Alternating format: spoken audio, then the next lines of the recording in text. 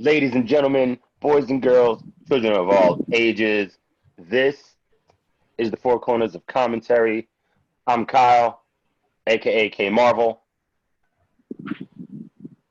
Brandon, you call me Q West. I'm Christian. I'm AKA known as Stretch.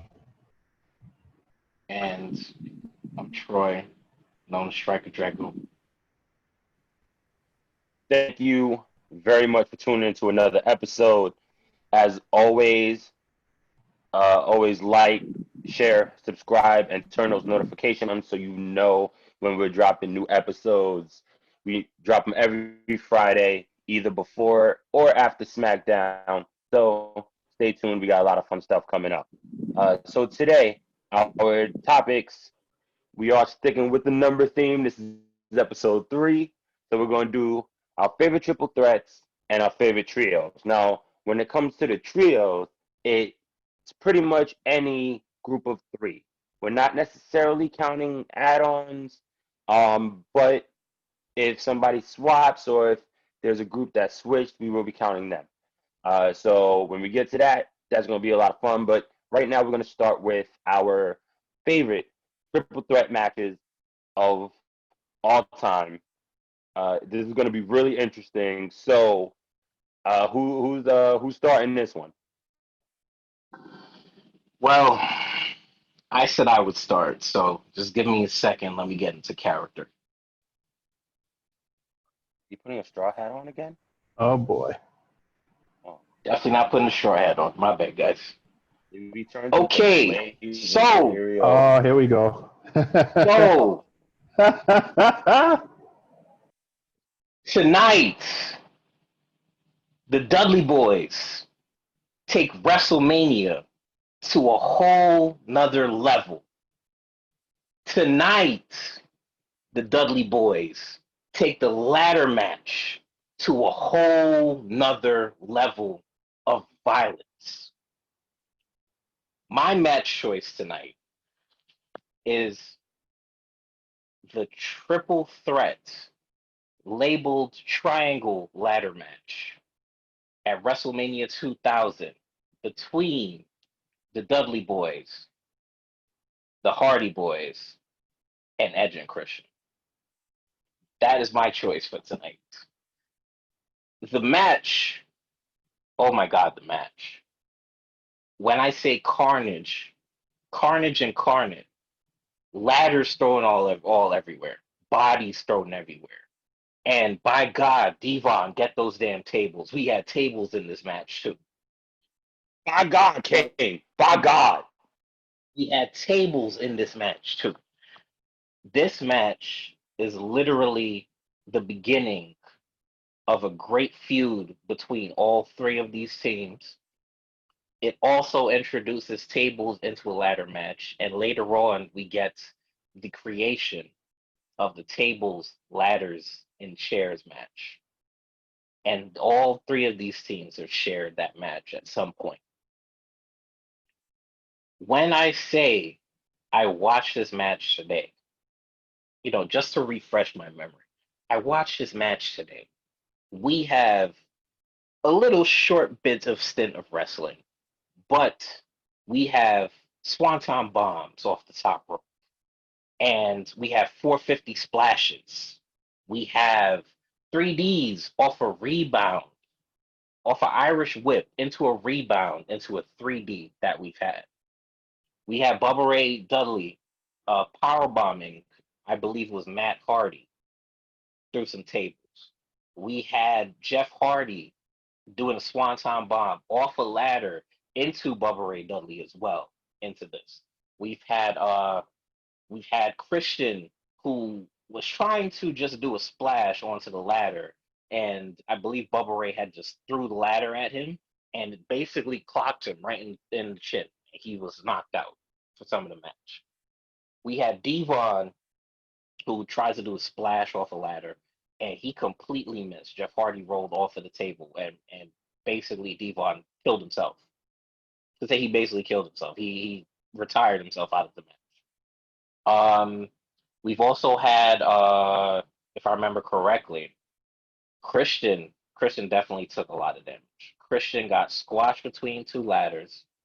Christian got thrown off a ladder while all six men were on ladders beating each other down. I believe Christian and Jeff Hardy got thrown off a ladder onto the concrete.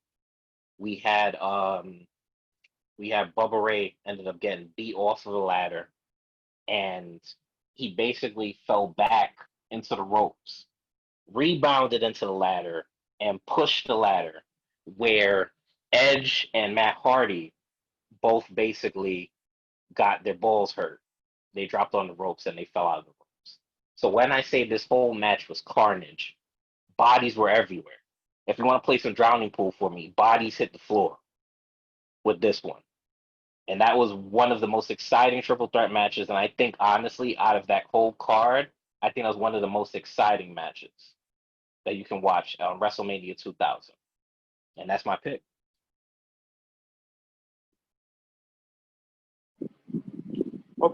Okay. It's a great pick. That's a great pick. Honestly, it's Excellent the match that revolutionized, I would say. Without that match, we don't get TLC. Never before had we seen the concept of tables introduced to a ladder match in any way, shape, or form. And I think what the Dudleys were able to do, there's a spot in that match where the Dudleys have there's two ladders perpendicular to each other, parallel to each other, if you will. And the Dudleys put a table on top of it. And everybody was like, Jim Ross, for as great as he is of announcers, if we ever have an announcing show in the future, we can't obviously not mention Jim Ross for all of his calls. He does an excellent job of selling just the Dudleys putting the table on the ladders. He's like, oh my God, what in the hell are the Dudleys doing? And it's like, they're just like slowly putting this table on the ladder. And it's like, the table never breaks or anything like that. The table has does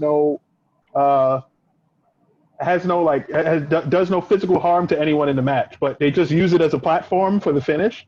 And I think that was so great. That is a great call, having that match as your triple threat. I almost picked that one. That was a great call. I mean, overall, like that has to be. I mean, that I think that revolutionized tag team wrestling. Period. Also, just the fact that the six men who were involved in the match did so many spots together that they trusted each other enough to do what they did, and I think that's what makes that match so damn special. There was a lot of bodies. Like, I mean, you said it. Like, there was a lot of bodies everywhere, but there was a lot of carnage. Shout out to Cletus Cassidy. I'm confused. Okay, so but that's that match was. Whew.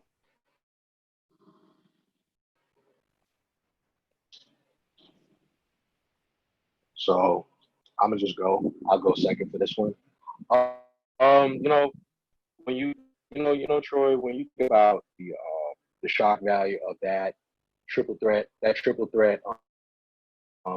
three-way triangular ladder tables, ladders, and chair match, it only it makes me remiss that I have to that one of my favorite triple threat matches. It actually includes one of those individuals in that match. It actually goes and targets further into probably the best out of all the triple threat matches. To me, this was probably the best shock value because nobody saw this win coming. And the one I'm gonna go with, I have to go with Jeff Hardy versus Triple H versus Edge at Armageddon 2008. Great match. Only reason of course, beautiful match as is, because this was, I think, this was around a time that no one really could you could really tell who was actually gonna win. Not even you couldn't tell who was gonna win. Nobody saw this coming. Nobody actually saw Jeff Hardy winning the WWE Championship out of this whole entire triple threat match. You have the likes of, at this point in time, Jeff Hardy red hot. 2009, I was looking like Hardy's that was literally like what he was rising up. He was before, he was always in the mid card status. He was always, he was a decorated tag team champion. He was just as much as a decorated Intercontinental champion, and even always showed out in hardcore matches. But you never really you never thought like, would they actually give him that main event? Would they give it to him the main event? And it's when you actually saw matches from this, like every story, a couple of matches that Jeff Hardy had one-on-one, and you saw how good these two actually like were able to. They had so much good chemistry together. They always were able to put on such stellar matches. But then, Jeff was always going through some things. He was going through some stuff. So it caused him to eventually, unfortunately, take a step back. Took a step back. That's where, of course, Edge was still like one of the hottest heels around this time. He came in, took the championship. So then and then it got to a beat the clock challenge between Triple H and Jeff Hardy. And of course, that match got interrupted, messed up. So you didn't really find a clear-cut winner. And it was until then, around this time, this is when the board of directors were actually running the company at the time. Kayfabe, they were running it, and they were actually making the matches. So that's when they decided, Armageddon, that it would be a triple threat match between Jeff Hardy, Triple H, and Edge, just to see who would actually be WWE champion. And the psychology in this match was it was actually good to watch because it's literally three veterans. It's all three. It's not like it's newbies in the ring. No, it's all three veterans of like three different, like sort of different eras. But they all, like, you could tell they trust each other, and they were able to, they all complimented each other. It was near falls after near falls. You even had a surprise appearance from Vladimir Kozlov coming in, trying to like mess up the match. Yeah, Matt Hardy coming in, help save the day. And then it got to the point where it's like, it was even at one point in time, Triple H was trying his hardest to try to get that pedigree in. And it took a while for him to get it. It's like he got the pedigree one time, still didn't matter because that's when Kozlov came in and messed it all up. And then it was there was a point in time where Jeff Hardy was out for the rest of the match, almost the whole match. You're thinking like, damn. So you were literally thinking that it's just going to be either Edge is going to win this belt or Triple H. Either or, and you would have thought either or would have been fine because Edge, he was the sleazy slide heel that like everybody just couldn't stand. He was the ultimate opportunist. And Triple H, he wasn't really a heel, but he wasn't really a face either. He was just Triple H, the ass kicker. He was just an ass kicker. He was just there. He was just there to, beat everybody up, take names, get his belt, go home. That's all he cared about. He just wanted to win. And Jeff Hardy was literally, they would call him at the time, the charismatic enigma. So it's at this time here, I think around the time where there's a spot where Edge, he caught Triple H with a spear, and he was trying to get Triple H with a concerto. He was going to end it with a concerto, and then Jeff came out of nowhere and grabbed the chair from behind and just swung the chair right in Edge's head, knocked him down. So that's where you saw everything was about to change. But then it was still a back and forth between Triple H and Jeff. And you're thinking, all right, Jeff is still kind of stunned. Triple H, he finally got that pedigree on Edge, thinking that it was going to be a win. And out of nowhere, Jeff Hardy just came out of nowhere and just exploded with a Swanton bomb. Took the 1-2-3, won the WWE Championship, and that was the most I've ever saw a crowd like go lose their mind for such a win because nobody saw that coming. Nobody would have ever thought that Jeff Hardy was going to be pushed to that status. Main event, he's the main event, he's the guy now. This is the guy that we're looking to. We'd be like, all right, he can carry the company, Jeff. And mind you, still at the time, it's true. While yes, Jeff was also like red hot at the time. His popularity was growing. At the time, his merch was selling a little bit higher than John Cena's. And everybody knows John Cena is the GOAT of almost any era in this business. He's the GOAT. But Jeff was literally out here like the only time where you would actually see Jeff actually winning the WWE Championship, you had to go back and play SmackDown versus Raw 2008, 2009 and play as Jeff to make him win the championship in GM mode. That's the only time you would actually consider, yeah, he's going to win this title. But to see that happen like on live television and there was no leaks, nobody leaked it, it was not on any dirt sheets, nobody knew. it just took everybody by surprise. And the beauty of that match is that they let Jeff have a moment. They let him have a moment. They let him have the time as he wanted to have in the ring. He was able to like just take it all in, and everybody was up, clapping, cheering for him. All the fans, they loved it. Even though that reign was short, it doesn't matter. The point is that that was magic. That's what showed you that Jeff Hardy can actually be in the main event just as much as he can put on enough good 5-star matches or good matches just in the mid card. He can do it in the main event too. All you have to do is just give him a chance. I feel that match, that's a triple threat match that literally does not get talked about enough, because that I felt like that triple threat match is what really started, for everybody to start looking at the little guys and give the little guys a chance to actually go instead of the usual big names, the Rocks or the Undertakers or the Stone Colds and Austin. You're actually looking at guys like Jeff Hardy, and even the Dolph Ziggler. You're looking at these guys to say like, these guys can actually help carry the company too. We just got to give them a chance. That's my pick for right now. Something I just want to add on to that, especially like at the end when after Jeff, hit that swanton, and he pinned Edge for the title. Um, on top of not only giving Jeff Hardy the time to really, accept the fact that he was, you know, uh, that he won, but the amount of pyro and like I think that really like it, how do I say it? That really like elevated how important this win was for Jeff. You know, Presentation of his celebration. You're absolutely Yeah. right. right? And then even like what was it? The next night on SmackDown, or not the next night, but the next time SmackDown came on, and then that Mhm. celebration was bananas. Like it was really you were just really like Right. finally like a job well done. If nothing Yeah. else, not counting everything that happened after, because we all have our demons, and we all know Jeff has his, but but if anything, just that moment in itself was probably one of the, and like you said, most underrated and not spoken about matches and moments in WWE history. Well, on top of that, I guess I'll go next. Well, Um, go ahead. I was going to go oh, open. you going to talk stretch? I No, mean, I figured you go last in this one. no, if you want to go ahead. My bad, bro.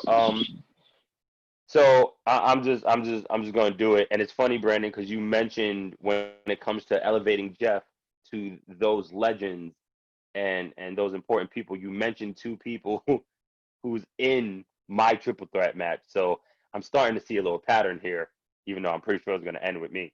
Um,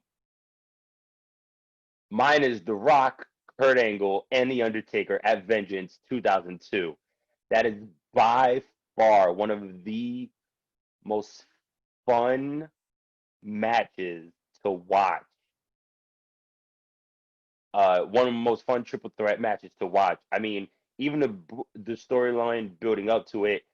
You had Taker and it was Taker versus Triple H for the undisputed title. Taker won, but during that match, Rock came, interfered. If I'm not mistaken, I believe he rock bottom Taker. And then the next time SmackDown came on, I remember Taker going to Triple H. I'm sorry, not Triple H. Vince talking about, I want that some bitch. Da, da, da, da, da. And then uh, I remember Vince going, you want your match with The Rock? You got it. Vengeance for the undisputed title, because he was like, Taker was on some stuff like, I want him tonight. Um, so it was funny because he gave Kurt Angle to Taker, and if I'm not mistaken, I'm pretty sure Rock interfered in that match. Um, uh, and then it was crazy. Oh no, I'm sorry. It was Taker Kurt Angle. And it was that moment where Kurt Angle had the ankle lock on Taker, but Taker did something, and like he pinned Kurt and tapped out at the same time, and that was one of like the really first times that you've ever seen that. Because that doesn't happen often in the WWE. More often now than then, for sure. Excuse me. Uh, so because of that, Vince was like, well, there goes my triple threat match now, because there's a Kurt literally has a say, has a real defense against when it comes to Taker. And then every week on SmackDown until Vengeance, it was back and forth, hitting with chairs, rock bottoms, choke slams, ankle locks, Olympic slams, last rides, people's elbows, you name it, it happened. And then the triple threat at Vengeance happened, and when I tell you that match was literally just fun from beginning to end. I think personally one of the best parts, some of the best moments of that match is when each competitor hit another competitor's finisher on said competitor.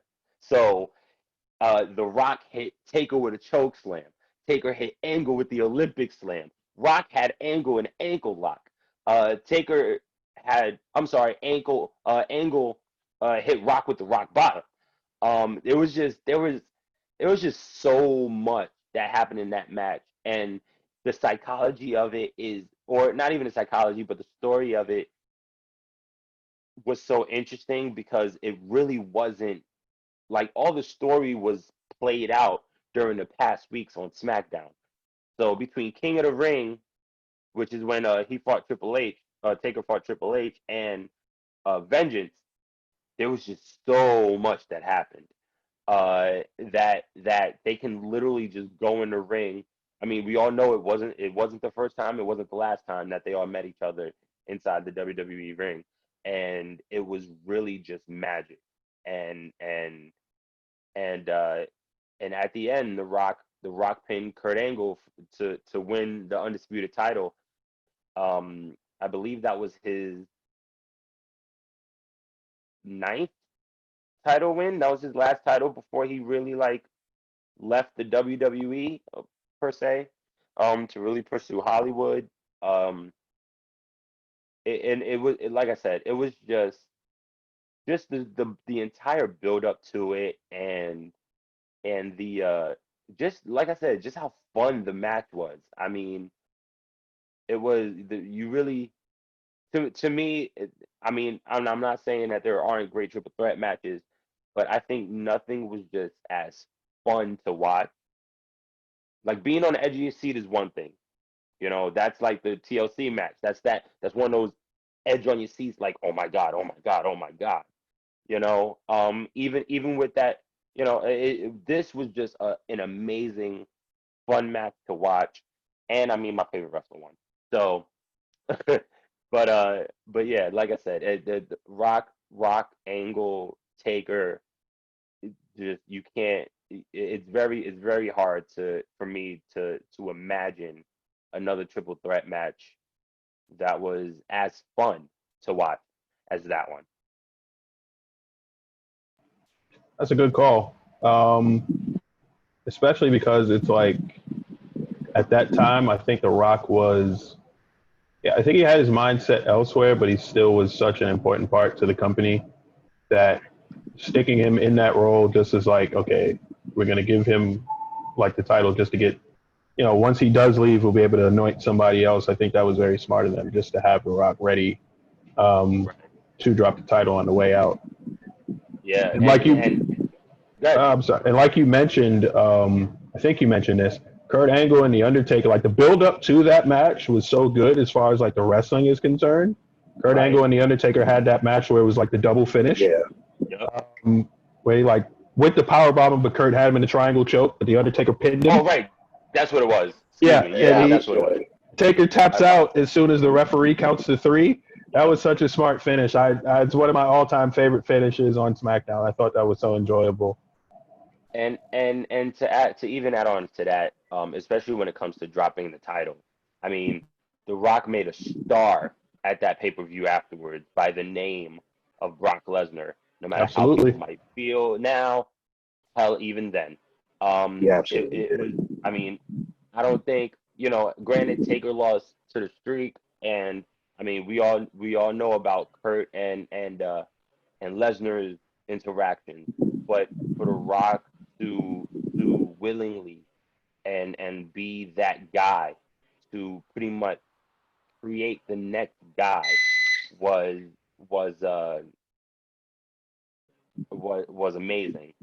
But yeah, man, there like I said, I just think that was just such a fun triple threat match to watch.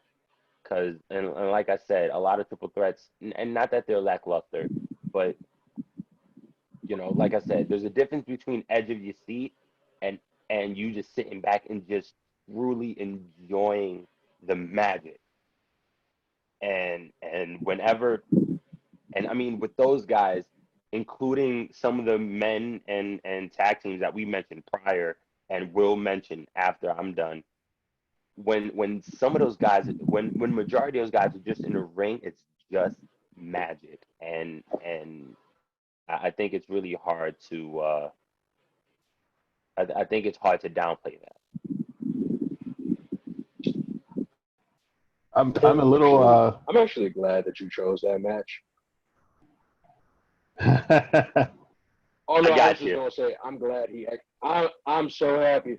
I'm glad you chose that match because that was actually on my list. If I didn't choose Jeff versus Edge versus Triple H, I was gonna go with that match. So I'm actually glad you picked it. I'm like, oh God, thank you. And what's funny? I went with my gut I, this time.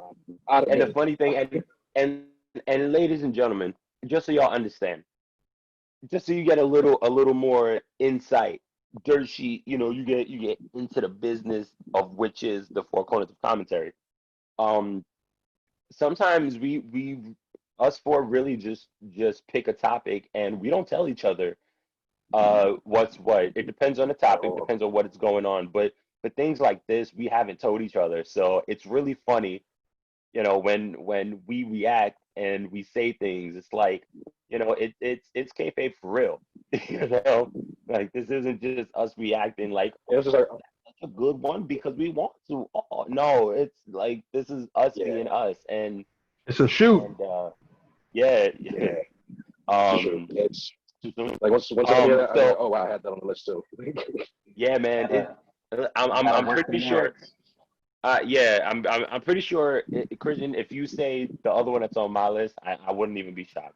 It's not, and I know. Listen, I'm a little vexed now that I have to go last because, as far as quality, my match is not terribly important. Um, Fun fact for those watching, you'll, I guess, quickly get to know that I guess like I'm like the pseudo historian of the group, and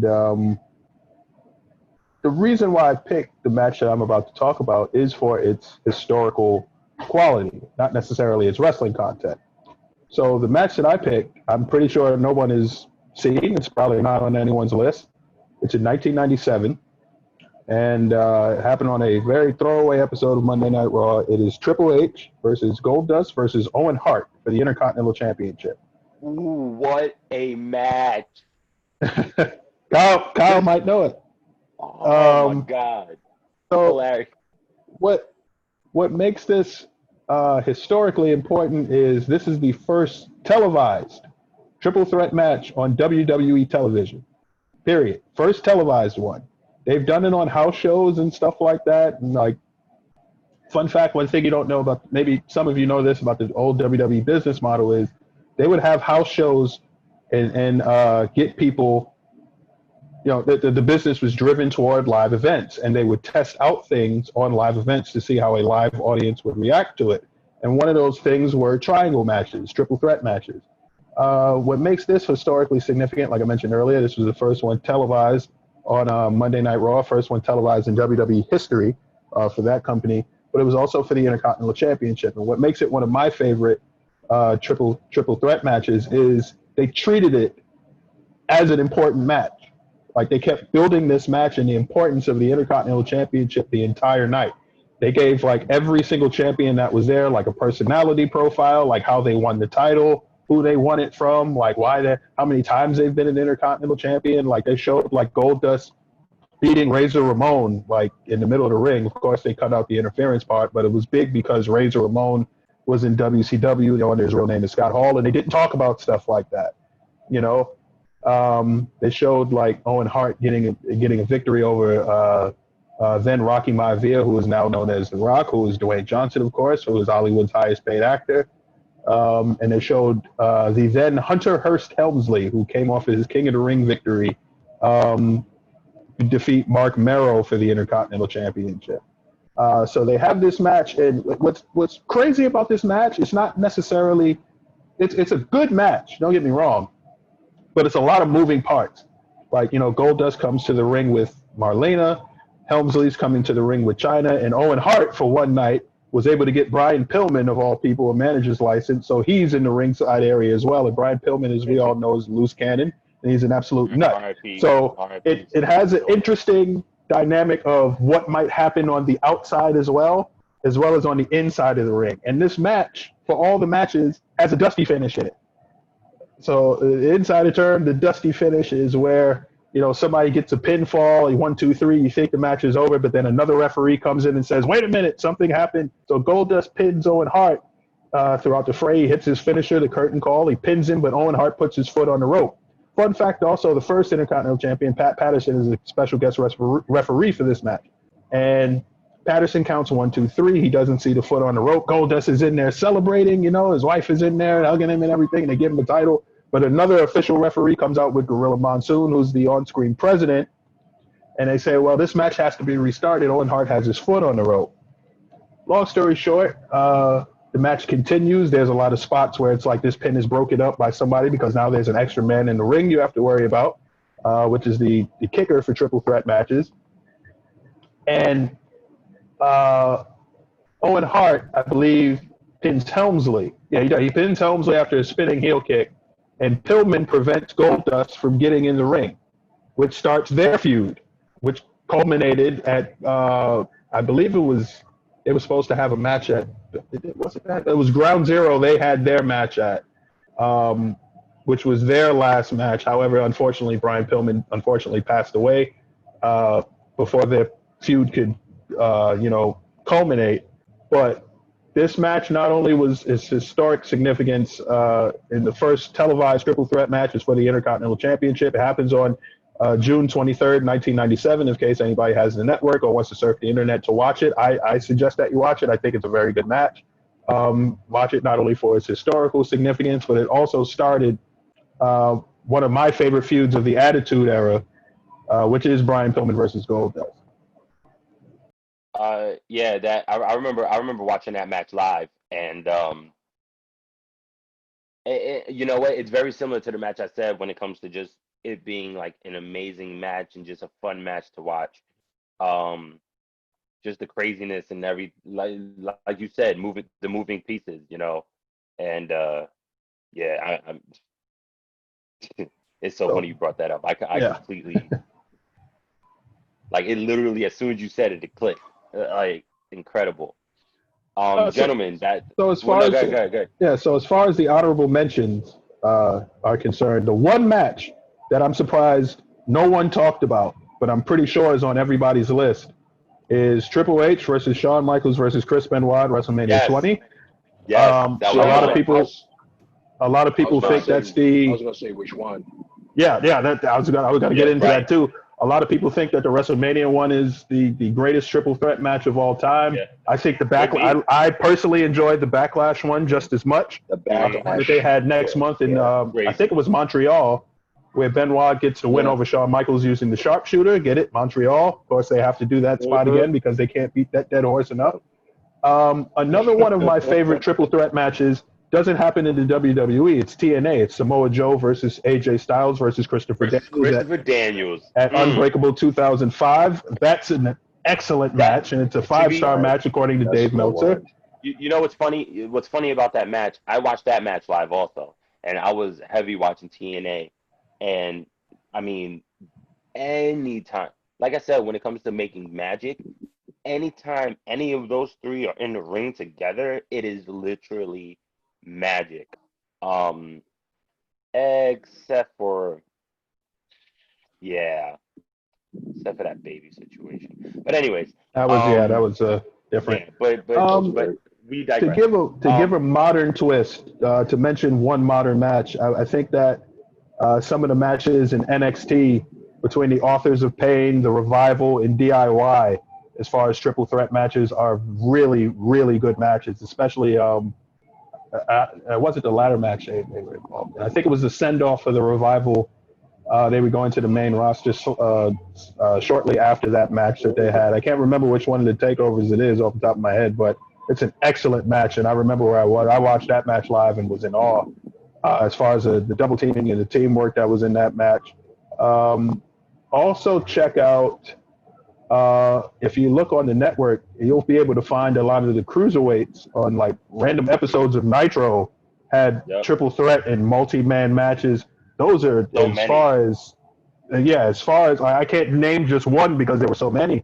As far as like matches where it's just nonstop action and nonstop movement, those matches, as far as some of the spots that they were doing, like absolutely revolutionized like high flying wrestling as we know it. You know, half of those spots we don't see now without those matches. So You know, there's there's a if I'm not mistaken, there was a tag match, and I could be wrong, but it involved Los Guerreros.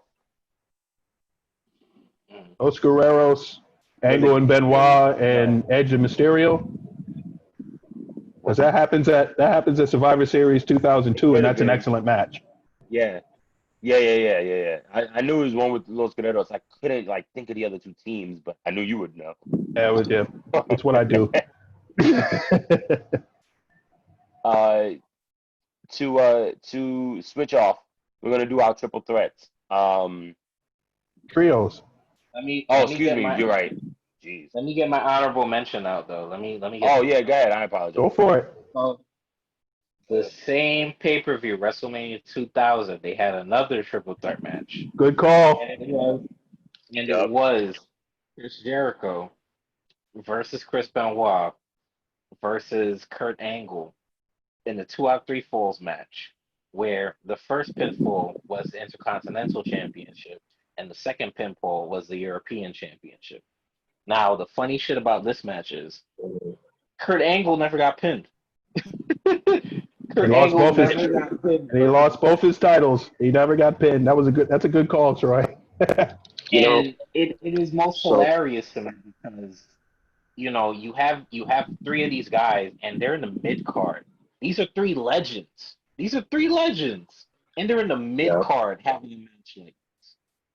What mind you? What was it? The Fatal 4 Way that ended the night. It was Mankind, The Rock, Triple H, and I forgot who the fourth person was. Big Show. Mhm. Sorry, Big Show. Yeah, it wasn't. Sorry. Okay. Yeah. So yeah, I think that match was really good too. Even though the Dudleys match I think took most of the night, I think they definitely took the spotlight for the night. I think that other triple threat match definitely should be You, watched. you know what? WrestleMania 2000. If anybody wants to go check it. Yeah, and you know what? And it just popped up in my I head was too. There was two other matches that were that I'm not necessarily shocked that we didn't mention it, but if just just based off of the importance and the emotion of both matches. Number one was WrestleMania. It was Randy Orton, Kurt Angle. See, Kurt Angle's in a Mysterio. lot of these damn triple threat matches, and Rey Mysterio. And Eddie had passed, and Rey Mysterio won the Royal Rumble, and for him to win the World Heavyweight title, I mean, it was truly like you literally like balled up in tears when Rey Mysterio won that belt. Especially considering he was in WCW, yeah, so that was that that, that that was an that meant a emotional lot moment. too. Mhm. And the second one, and once again more modern, but come on, Randy Orton, Batista, and Daniel Bryan, WrestleMania 30. I mean, there was nothing Uh, that had to be one of the most organic, other than Kofi, to be completely honest. Other than Kofi winning the WWE Championship, when it comes to that triple threat with Daniel Bryan and that storyline, and once again, we know Troy is all about Daniel Bryan versus the Authority. And I completely agree, brother. But I you know thought that was that gonna be his pick. I thought it was too. To be I honest, really thought that was gonna be I his am pick. I am He so kind of felt the ashamed same that way. I'm so ashamed that I didn't. didn't even think about that until you mentioned it. I was so hell bent on trying to find like an obscure match that I Yep. totally forgot about that one. That's a great match. I mean, So let Yeah. me get my thought out about that. That originally, when we had laid out the episodes, that was the match I picked. That was the match I picked, and I think that match Uh-huh. tells that yeah. match You know? tells the story by itself.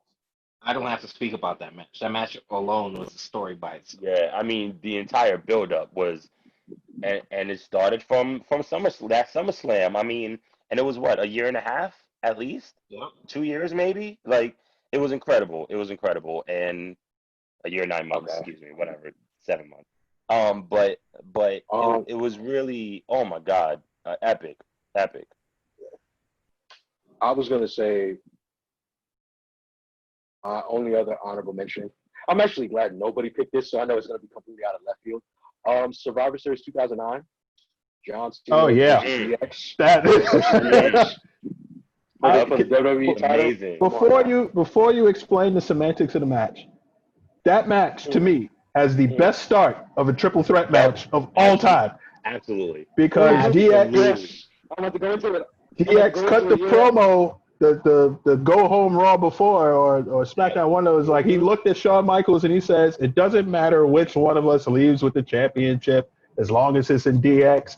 And to start the match, they all lock up. They're in the middle of the ring, and the bell rings, and Michaels super kicks Triple H right out of the ring. Instantly, He looks at Yeah. him, and then he looks back at Cena, and he's like, Bro, "Okay, we're gonna do this." Like, because you and, and, yeah, it's like you look at Cena's face, and Cena's like shocked, yep, like, wait, what? yep, And once again, I think it was at the time. This is Michael Cole when he was announcing at the time, where it's like it's typical. Oh, it was Michael Cole. I think JBL commentating at the time, and it reminds you it's typical Shawn Michaels. You can't trust Shawn, and it's yep. just like, yeah, you can't.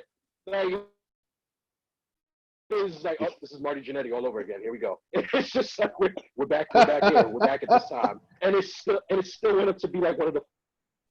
It was one of the fun. That was actually a fun match to watch. Yep, But it was just absolutely. that beginning match, that beginning sequence of the match. It's like that super kick to Triple H, and he literally flipped out of the ring. I was just like, oh no, like this is. We really don't know now we really don't know. Like you knew it's like, okay, yeah, as long as the title's in DX's hands, it doesn't matter.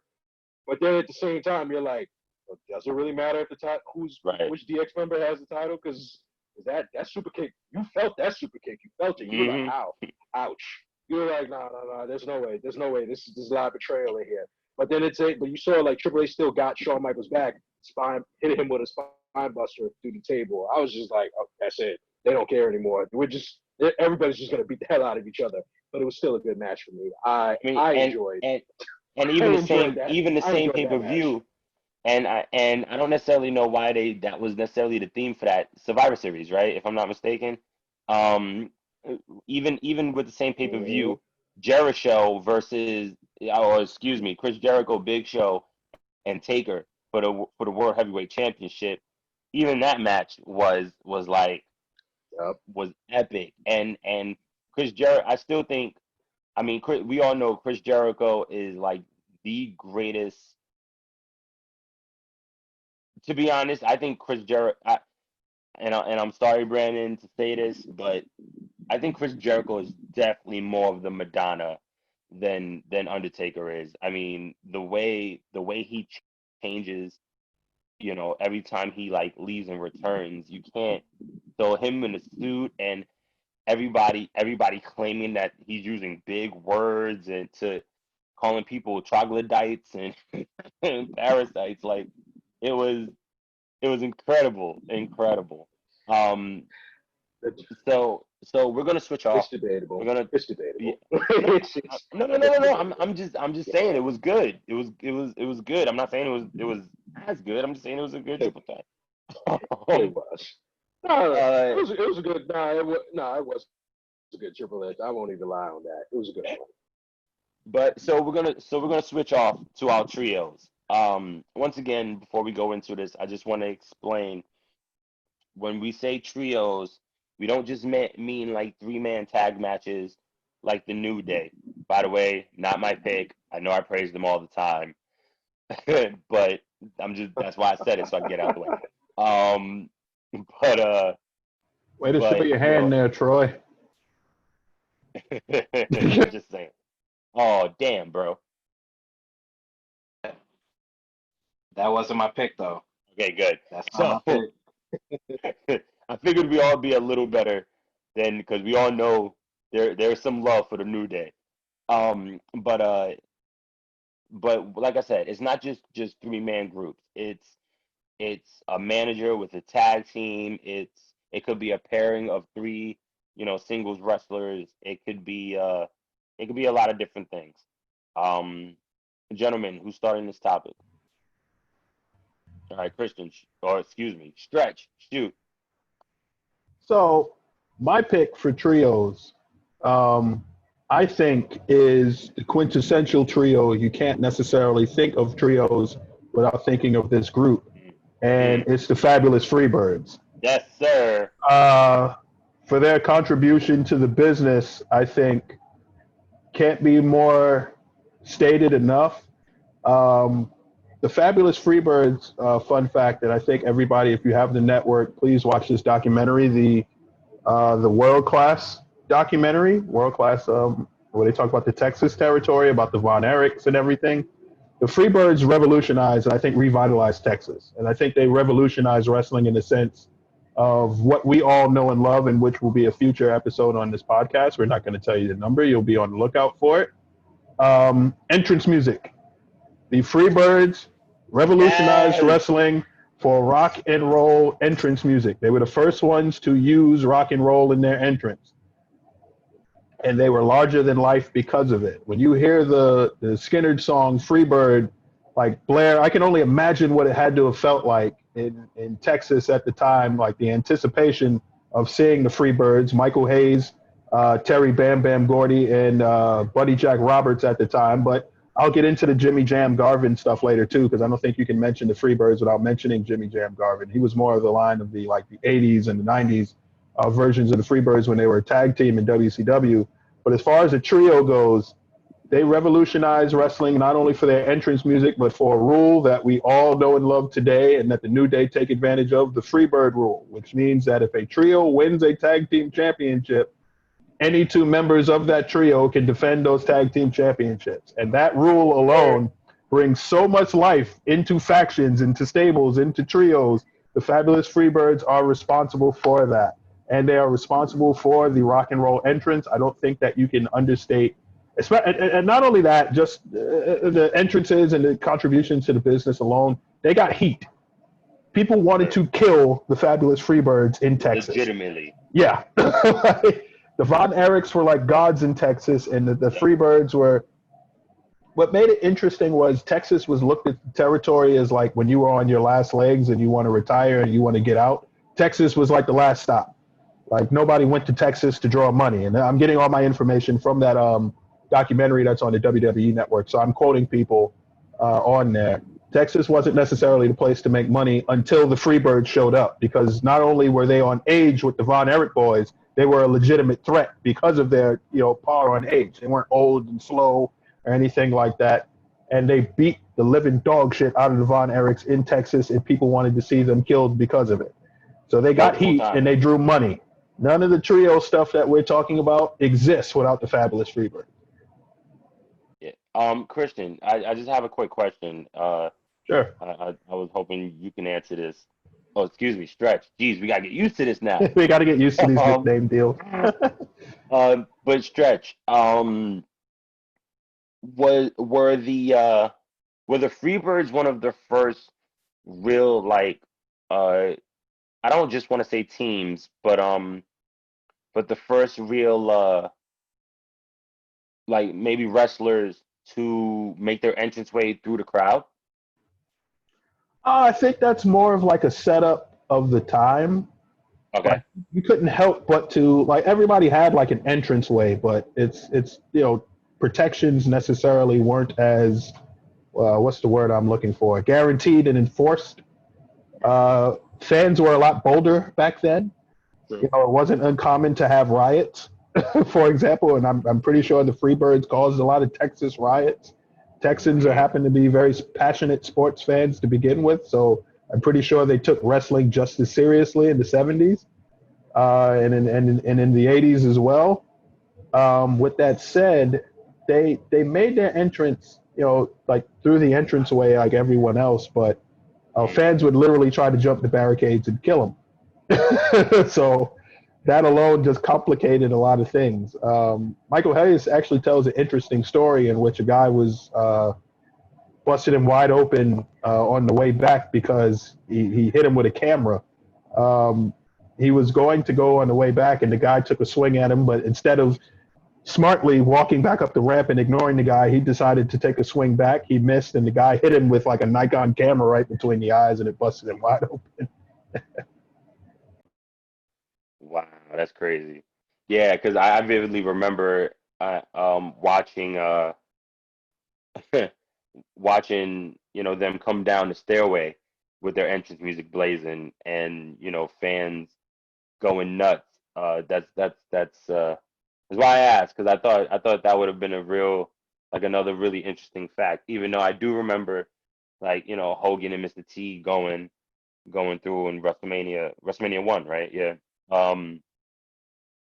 So I thought that was I thought that would have been interesting if they really started it. You know what I mean? So so thank you for that, because I was definitely, I mean, it's the Freebirds. Like, it is literally the staple of what a trios is. Um, Q West, Quiet Storm. What's going on, man?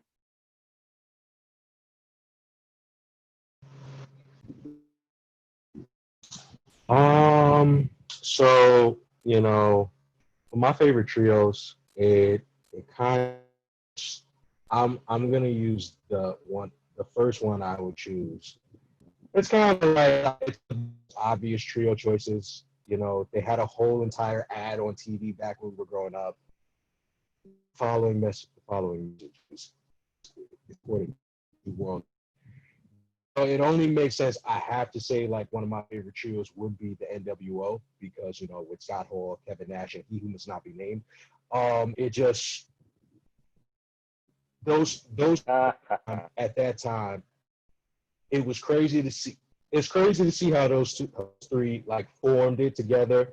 You saw Kevin Nash and Scott Hall as the outsiders in WCW. You didn't know exactly. They always kept teasing a third member to come in, and they thinking that this third member was going to come in and mess the whole business up, and they were gonna take over, take names, just cause all types of havoc. And it turned out, and everyone who knows he who must not be named, obviously is Terry Bollea, aka Hulk Hogan. I'm just, and that's about as much as you're going to get from me from him after that. But when he came in You know and something, he sister? instilled Oh, himself as the third member, it did cause, yeah, it caused such a shift because nobody, like, of course, is like, this is the ultimate baby face that everybody knew and loved. Say your vitamins, eat your vitamins, say your prayers, all of that. And then next thing you know, he's over here giving a leg drop to Randy Savage, and it just had everybody shocked.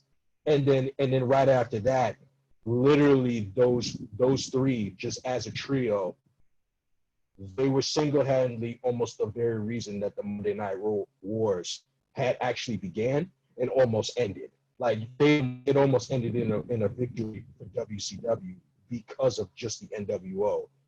It's literally everybody was donning black and white. Was donning black and white. You had the black and white shirts. You had the black and white bandana. You was doing the signal, the NW for life. You was doing that insignia. No matter what, everybody was paying homage to the NWO, and it got to the point the NWO was to me when I was growing up, I saw that as the first group that was like being used as a conglomerate. They were a trio, And next thing you know, they became an organization because everybody all of a sudden was joining the NWO.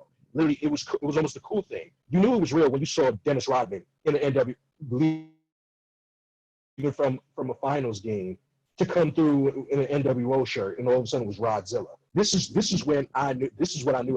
Like, oh, this is a thing. This group is actually serious. So I always will say that the NWO was my pick originally for like my favorite trio. It just makes sense, like history wise. They came up history wise. They changed the whole landscape. They literally was single handedly almost the reason that WWE had to like go in the trenches and actually dig deep and figure out a way to actually like counteract them. Because no matter what, like every week they were literally doing something. Every week their big nets was always entertaining. They're literally sitting here. You're literally seeing them come out to the guitar theme music. They're literally playing the guitar when they're coming out. They're over here. They're recruiting everybody left and right. They're over here like just taking over WCW. It was just three guys. Three guys literally came in, took over an entire company, and all of a sudden turned that company into their own conglomerate. They even made a whole entire pay-per-view out of this. They made their own pay-per-view. Like when I saw that, I was just like, I didn't see DX do this. DX didn't do this. I didn't see DX do this. I never saw the Freebirds make their own pay-per-view out of this. I never even saw the Von Erichs make this.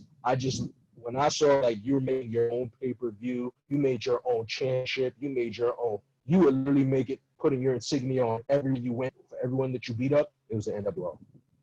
That's how it was. I just want to add one thing to the Hogan heel turn, which I think is the greatest heel turn of all time. A lot of people on the internet give Bobby Heenan a lot of shit for saying, well, whose side is he on for giving up like this? Oh, he gave away the call. If you think that, you don't know Bobby Heenan, because he always hated Hulk Hogan.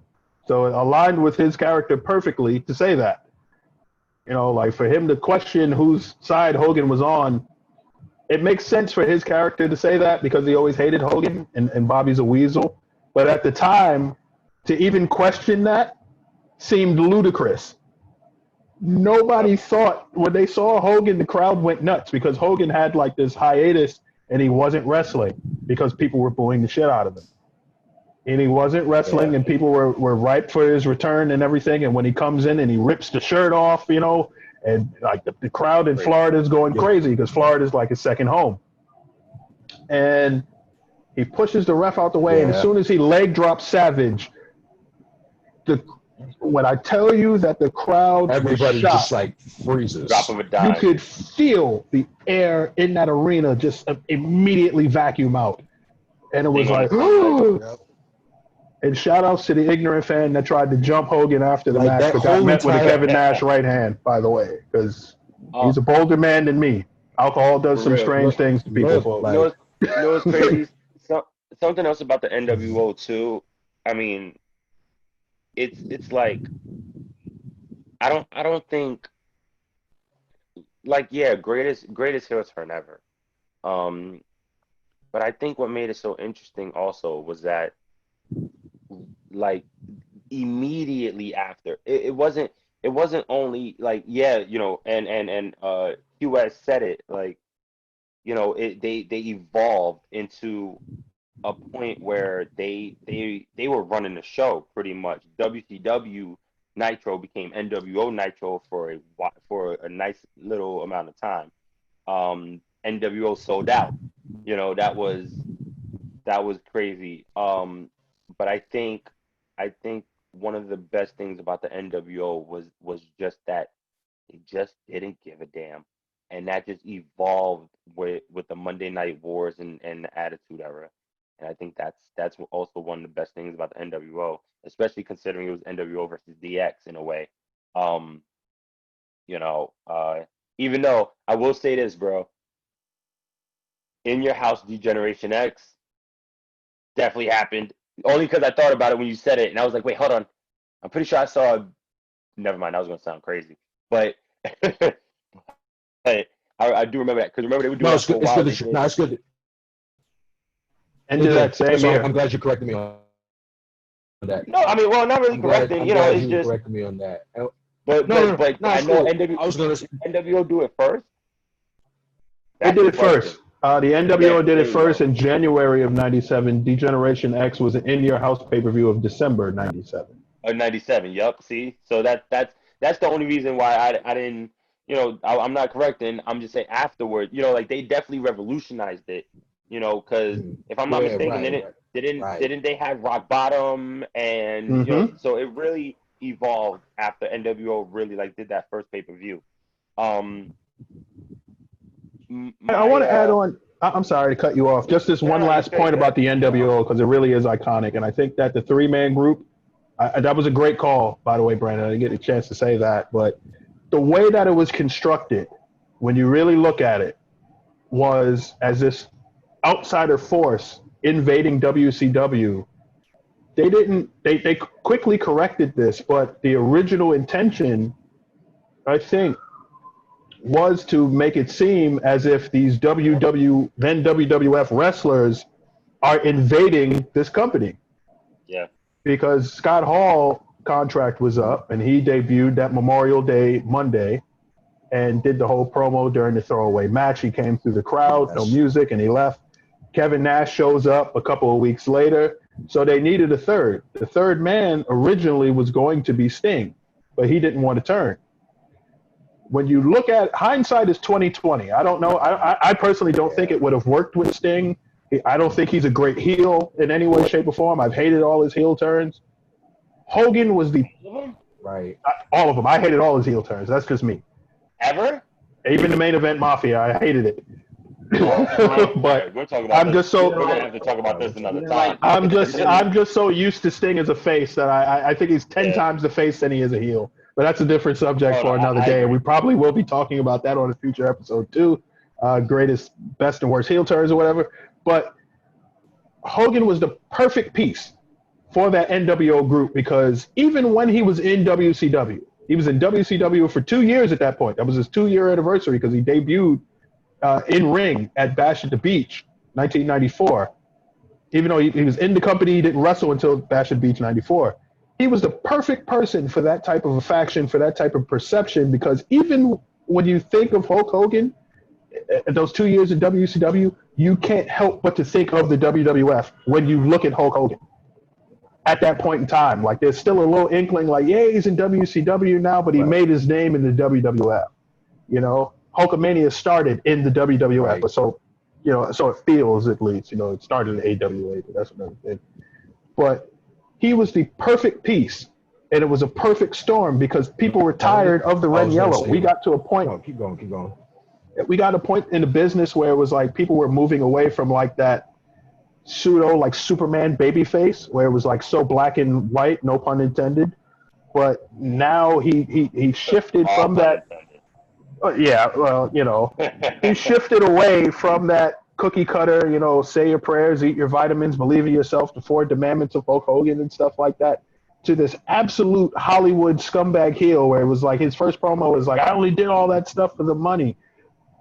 Say what you want about Hulk Hogan. I know we all feel a certain way about Hulk Hogan, especially given his comments. He's one of the greatest heels of all time. And I think that's, I don't know if it's his, I've never met the guy.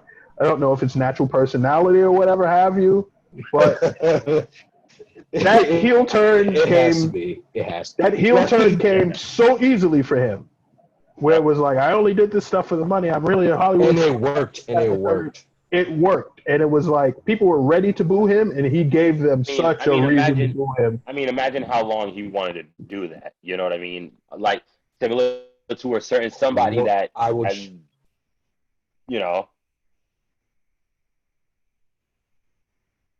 I will just add on that for Hollywood Hulk Hogan, it is still genius entrance. He was coming out to Voodoo Child by Jimi Hendrix. That to me is still that is probably the only soft spot I have for Hogan that he was coming. Still slaps. His entrance song still slaps. One of the greatest entrance songs of all time, Voodoo Child by Jimi Hendrix. If you guys want to, if you ever want to take a chance to go listen to it, listen to the Jimi Hendrix Experience.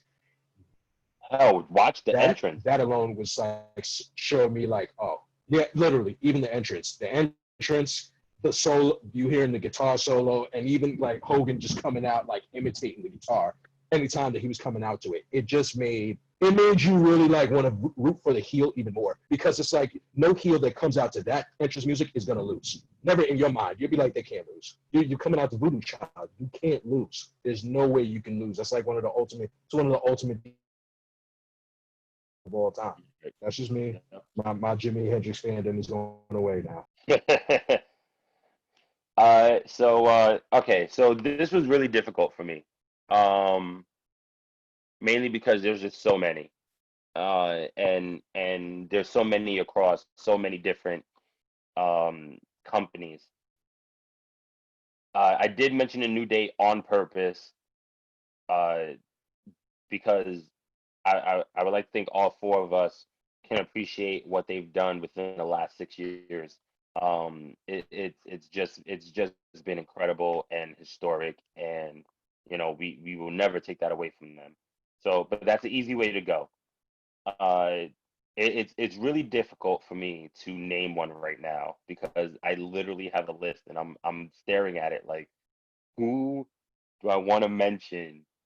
Um, oh God. I mean, I can, if you want some time, I can actually give Go mine. ahead, shoot, please. Oh, Because you'll probably take okay. one away from me.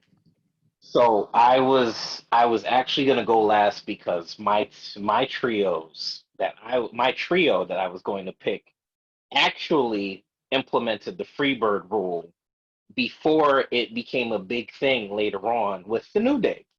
Um, does anybody know about the Wyatt family? Oh, that was one of them. That was one of them. Anybody care or know about the Wyatt family? Does anybody know that the Wyatt family debuted? Sorry, I don't know if anybody's hearing me. Let me repeat that one time. I No, don't no, I know you're can if hear good. you. anybody knows. Okay, good, good, good. So I'll say I don't know if anybody knows, but the Wyatt family debuted as, a tag team with a manager, a bumbling, a blithering, I wouldn't say idiot, but he was a bit of a prophet who sat back in a rocking chair, and he would send his goons named Luke Harper and Eric Rowan in NXT, and he would have them basically beat up whomever he pleased. Um, the Wyatt family was amazing. I feel if they had stayed in NXT a little bit longer, they might have had a really big, they would have had a really big rumbling, heading to the main roster. But when I tell you the promo packages where it's Bray, it was leading everybody into the swamplands, into the forest, Some and of the he's like, greatest vignettes ever shot, I think. Oh, I loved every single piece of their vignettes every time, Eh, and I You know always go what? You know back and what? watch them. You know what, Troy? Thank you for mentioning him. I just really appreciate it. I just want to. And by the way, did you just call Bray Wyatt a bumbling idiot? no, Oh, I didn't say, the fiend pops no, up no, in your no. sleep tonight. I say bumbling because or bumbling or blithering because a lot of the stuff that he was saying, a lot of people attest to it and they will say they didn't understand what the hell he was talking about. But Couldn't as be any worse than Macho Man or oh Ultimate Warrior for that matter. we know that. But I'm saying, but when I say bumbling, I meant in the sense that he's saying a lot of stuff, but he wasn't really saying much to certain people who couldn't read what he was saying. So he was a prophet by all means. He was just there in the rocking chair. You didn't think anything of him. You didn't know who he was because he was Husky Harris repackaged the hell out of himself because nobody was thinking that was Husky Harris at the time. But he would just send Luke Harper and Eric Rowan, which at the time you don't really see big men like that anymore. When I say we had Undertaker, we had Kane, we've had certain set amount of big men, but they were just in a class of their own. But with the Wyatt family, you have these guys who are doing spinning heel kicks. You have the discus lariats. You have them doing dives from the middle from the second rope. You have them doing all this aerial stunts and acrobatic things that men who are basically borderline 7 feet, if not billed as 7 feet, are doing. And I thought that was just crazy. So from having the manager there just sitting back and doing nothing and just sending these guys out to have these tag matches, you eventually have matches where Bray actually was in, where they were tag champions and they defended the belts with Bray in there. So you have that, and then NXT now tag they go to the champion. main roster. Of course, they were the NXT tag champions, but they had it for a few weeks, maybe a couple months, because you know how taping goes. They had it for a couple of months. I had the matches here, but I'm not gonna bother go. But you had them basically facing the Usos very early. The Usos were in a 3-man tag, 6-man tag versus them for a championship match. You had people like Adrian Neville and Bo Dallas. You had Mm, Corey Graves. Corey Graves was involved as well. Like Hmm. you've had all these different types of people who had to come and try and fight this force of people. Then you had them debut on the main roster, and they are just a force. You had them facing the primetime players. I remember they had a good few with the primetime players. I remember they debuted against Tons of Funk, which was Brodus Clay and I think Tensai at the time, which is Albert or A Train or Yeah, however you want to A call it, Train. Matt Yeah. Moon. Yeah, of the many names that he had. You had them debut against them, and then now we're gonna bring them to the modern era. We're gonna talk about the Shield matches. We talk about the Shield matches that they had with the Shield, and then you Some, had some, some of the best 6-man matches I think maybe in wrestling some of history. That's yeah, right, I said it. some of the best matches of all time with the Shield, especially. I think they were just killing it.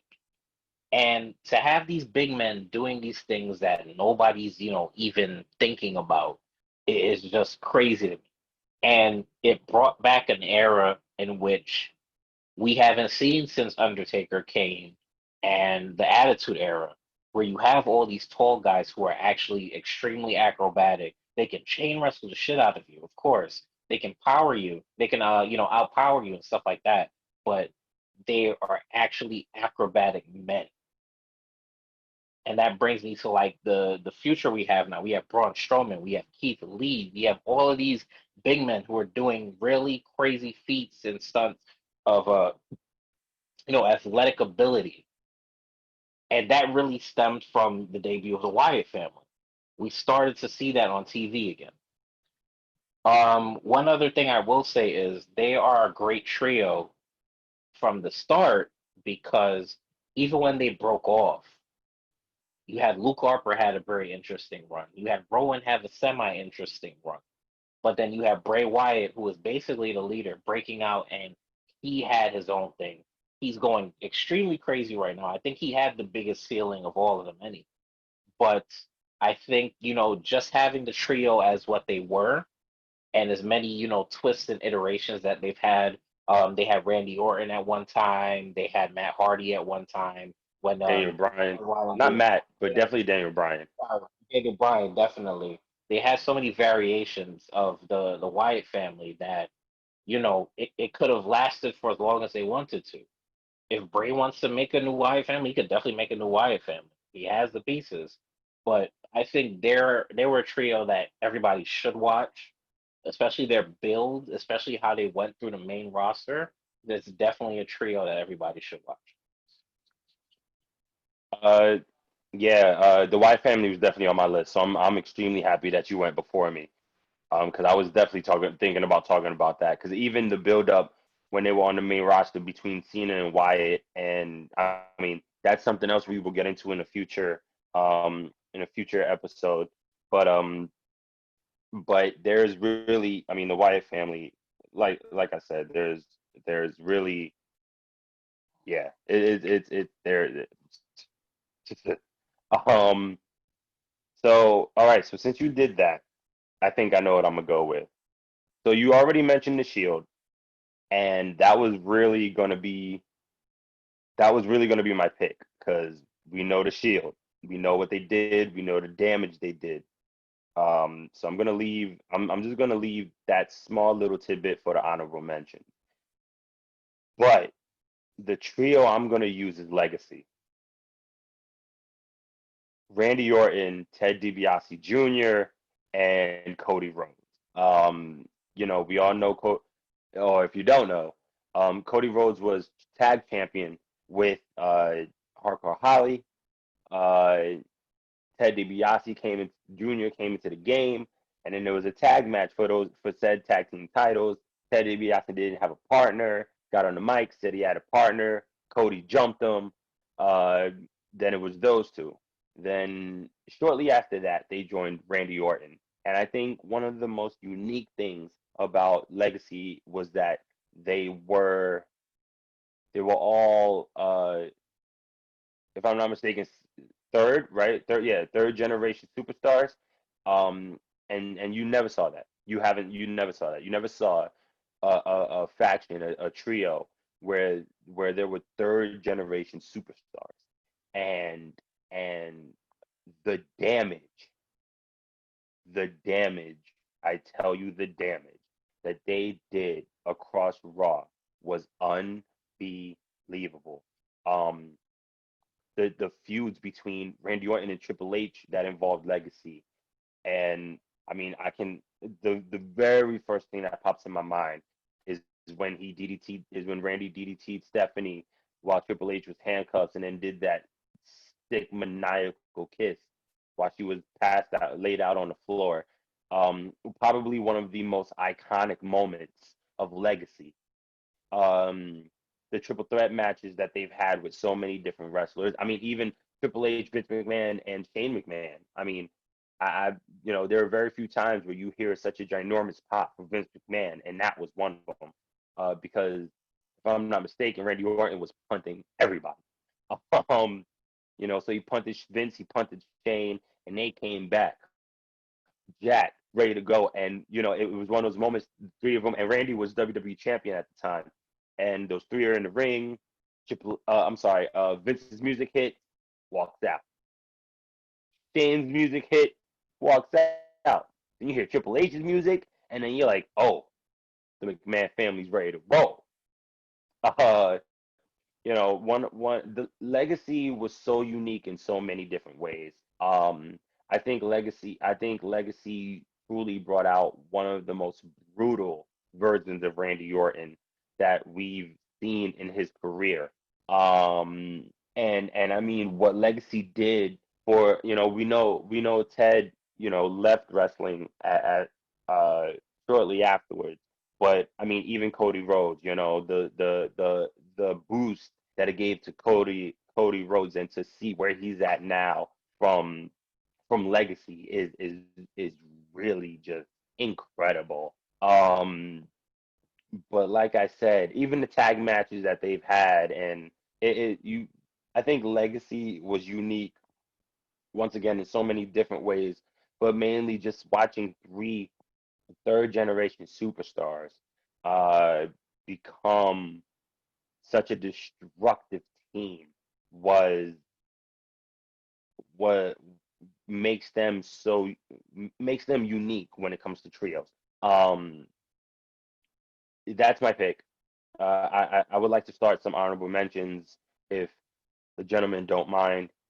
I will start with the Shield because I can literally go on for days about the Shield. I think personally, and I should have went with them, but personally, the Shield is probably my favorite trio, or at least up there with the New Day and Legacy. I mean, you got to think about when they first formed and they came on the scene, and they put Ryback, correct? Ryback through a table. They jumped right back fighting CM Punk while CM Punk was WWE champion.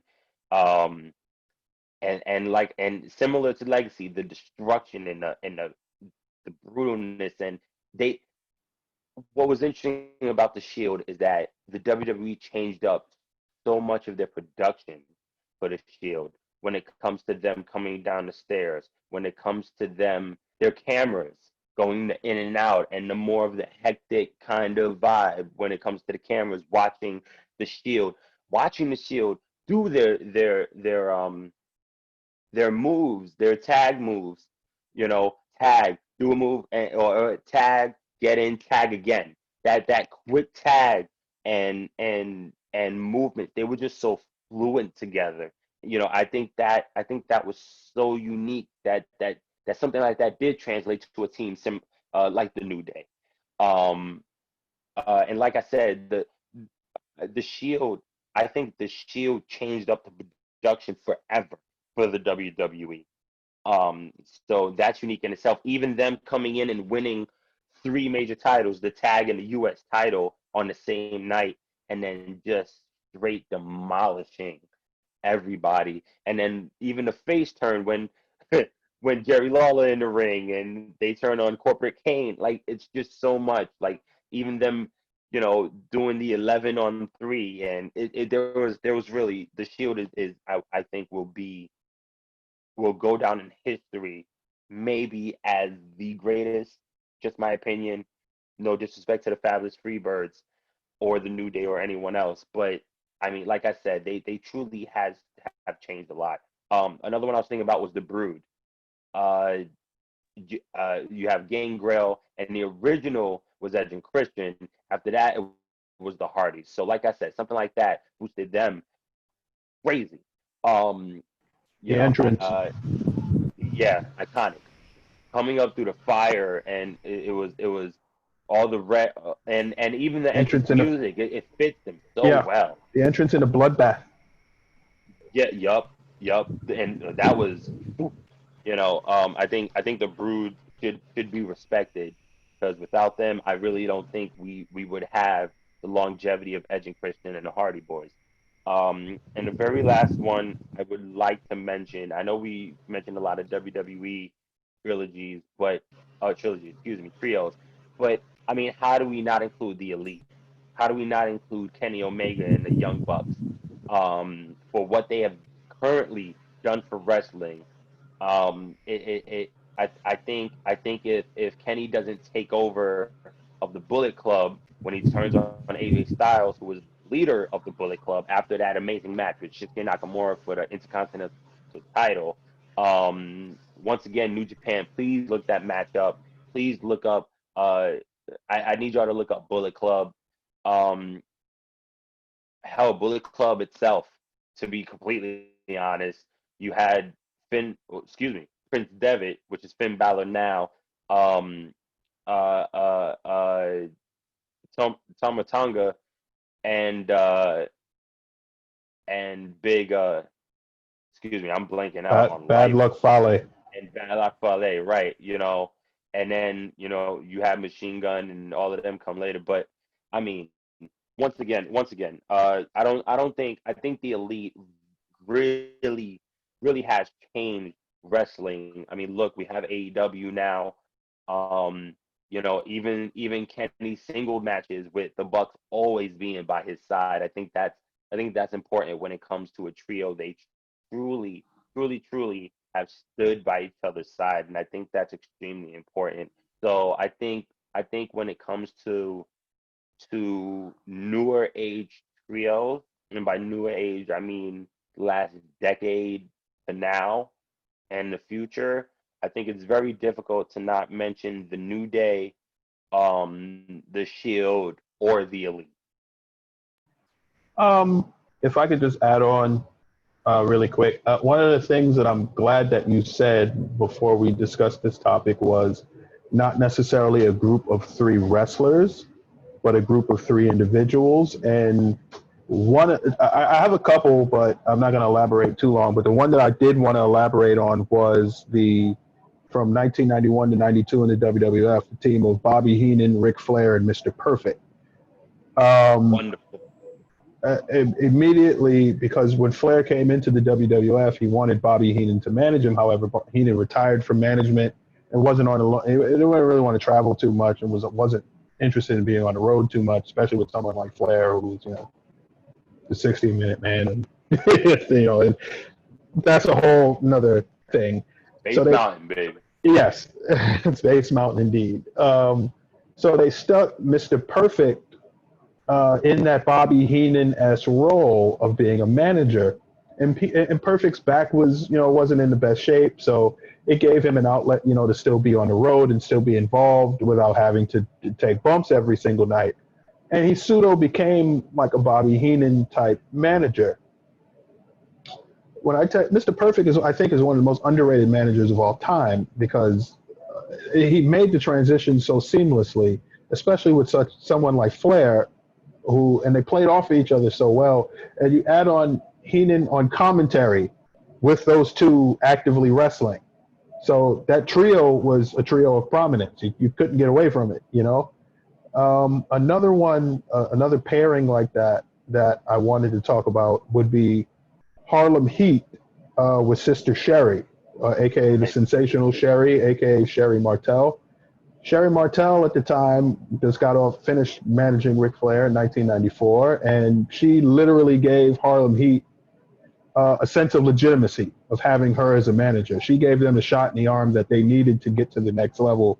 And Harlem Heat, I think, because of a lot of the influence and a lot of the initial momentum they got from Sherry Martel, became WCW's most decorated tag team. They won the tag team championship a record number of 10 times, if I'm not mistaken.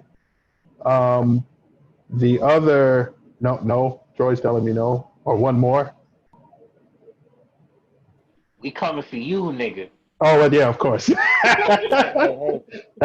is an iconic moment. Sherry's the real MVP because if you watch that clip, she doesn't sell him like saying the racial slur, but she's trying to calm him down. And she's smiling at him. She doesn't sell it, but she's trying to calm him down immediately. Sherry's a real MVP in that clip. I implore anybody to watch that clip. Just keep your eyes on Sherry because she's like so awkwardly smiling at Booker like, I can't believe you just fucking said that on national TV. But and he looks back like, damn, I messed up. Oh yeah, of course. But Troy brought that up, and he totally made me forget what my third mention was going to be. Oh yeah, of course. Within the NWO expanded, as we know. It became so many other people. There was an original NWO Wolfpack within the NWO. Yes, there was. Which was the Click members, Scott Hall, Kevin Nash, and then Six, a.k.a. the 1-2-3 Kid, a.k.a. X-Pac. And like my first topic, the first subject that I talked about this topic, the Freebird rule, they used the Freebird rule for the World Tag Team Championships when they won it. So. Yeah. Hmm? I just think I think something else that when it because I'm happy you reiterated the whole just 3-person, be it a manager, be it 3 individuals. It's very difficult to not mention Team Extreme also. I mean, Lita and the Hardy Boys, they were a true unit in every sense of the word. And Lita took That was some my group ass I was whooping. gonna bring up. Yeah, go ahead. Elaborate. That was my group I was gonna bring up. That was my honorable mention. Oh, it's too late. It's too late. Not too No, late. no, Go no. ahead. Explain Yeah. it. Go ahead, bro. But nah. It's I was going to say Team Extreme because as Marvel was saying, it starts out. It is the two with the Hardy Boys, but then when they had started bringing in, and you saw a woman come into the mix, you saw the like Lita, and it's not even just Lita. You're seeing somebody like Lita that's doing just as crazy that Matt Jeff doing. Like she's over here putting her body on the line. She's doing moonsaults back and forth. But I think what made it good for Team Extreme to be included into the list of great trios, not only for their matches, but really for the aesthetic. When you look at the likes of Matt, Jeff, and Lita, nobody at the time, I think when it came to the style of fashion, a lot of kids were literally looking up to them just on like in terms of like how to look on looks and everything. Because believe it or not, there was a point in time where everybody wanted to really dress like Matt and Jeff, and a lot of the girls also probably wanted to dress like Lita as well. Like they looked up to Lita in a sense. Like Lita was literally coming out here and just like, she didn't care. She was dressed how she wanted to dress. She came as covered as she was as covered, where everybody wants to be super conservative. She was as covered, but at the same time, she was still revealing but still she made the look hers. She made that look hers and made it like it made others want to emulate it from her. That's why even to this day, like so many women actually like you can see like the aesthetic pieces. You can see that they got it from Lita, because Lita was literally the only wrestler that knew at the time that was That damn dressing thong in on like that was above her raver hip. pants, the thong, the thong above her hip, She has the netted shirt, with like fishnets. Fishnet shirt too. Like nobody else was dressing like this. Nobody was dressing like this. It got to the point where even like they tried to make a whole counter action to Team Extreme with the right to censor. The right to censor is another honorable. You could say is another honorable Censor mention. was amazing. I got it. Talking about that today. I thought it was a great gimmick. I got it. I mean, especially given the era, the Attitude Era, and there's this group that wants to censor everything. I got it. I thought it worked. Any matches. FCC at the time. Exactly, and it's so funny, and it was so funny to look at the right to censor when they had their little feuds with Team Extreme, because here's Team Extreme, here's a team that literally addresses against everything that you claim is poorly done, is not just, is not censored. So it's like to have this back and forth is like, oh, so this is the completely like covered team versus the team that's supposedly too revealing.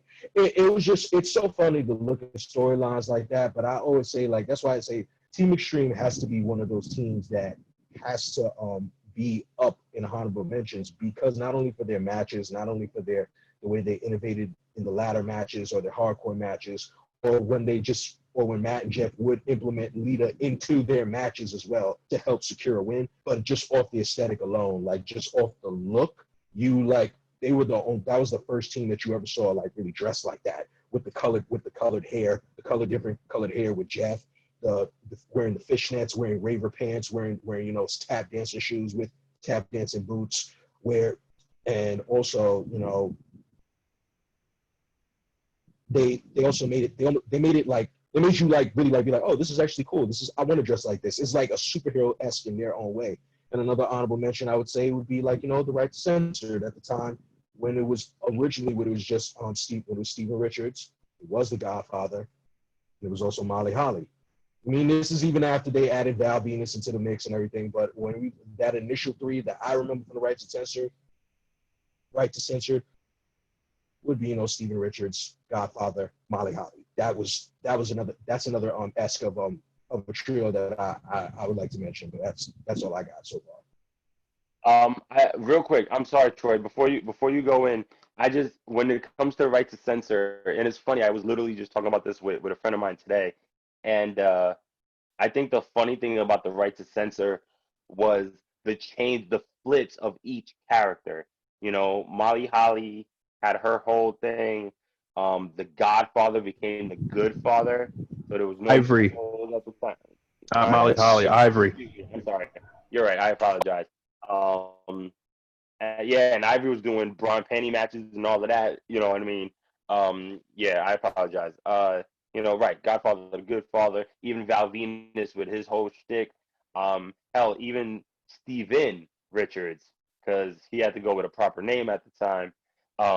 Because of all his, his stuff in ECW and even some of his stuff in early WWEF. And I think the right to censor is truly an underrated faction, especially just their interactions with everyone. To be honest, and I know he's my favorite, but I mean, one of my best moments is them and The Rock. I mean, he ripped them to pieces, but it was amazing. Troy, please. So we all mentioned. Let me see if I put another earpiece. Hold on. Hello. So we mentioned trios, and I'm not usually the one to speak about them, but did we forget DX? Yeah. Did we forget DX with Shawn Michaels, Triple H, and China? And we can go on for days and we can go on for days and days and days about DX, but Is the it? initial forming of Triple H, Shawn Michaels, and China being a woman and being an enforcer as a woman in the trio, and she didn't even have to do much. All she really had to do was just walk into the building, And and hit somebody once. that was it. And That's it's it. just funny because we know showing Triple Presence H was alone. wrestling, but once China came in, it's like, who's really gonna try and mess with us? You know, we both gonna talk shit about you. Me and Triple H and Shawn Michaels, we both gonna talk a bunch of shit, but excuse me, we're both gonna talk a bunch of crap. But you know, China's there, and even if you try to try them, China's there gonna beat your butt anyway.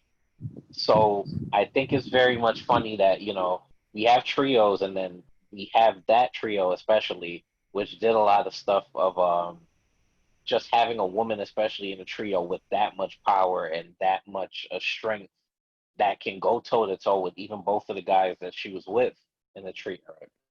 I think I'm sorry, but to add on real quick, I think, and once again going back to the NWO and their whole, the true beginnings, or some of the true, initial beginnings of the Attitude Era. DX just pushing the envelope as much as they can because they really didn't care. We've seen that in interviews. We've seen that, they've spoken about it many a time, and just like I said, just pushing the envelope, and the promos of just them disrespecting Sergeant Slaughter and Vince and all of that. I mean, putting on the the riot helmets with the Face windshield shields. wipers. How do you not? Sarge, How do you Sergeant not Slobber. mention that?